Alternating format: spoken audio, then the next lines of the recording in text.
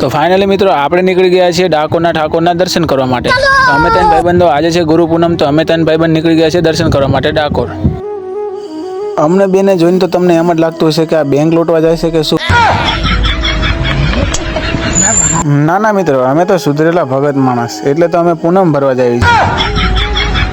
પછી મેં આ માંદાને કીધું કે ભાઈ હાંકને ભાઈ, હવે ધીરે ધીરે તો ક્યારે પહોંચશું. પછી એને હાંકી એટલે પછી કેવી ગાડી હાંકી, એને તો પછી ડાકોરમાં સીધી ઊભી રાખી. આ શું ભાઈ, પબ્લિક છે કે પછી આ મકોડા ઉભરાણા છે?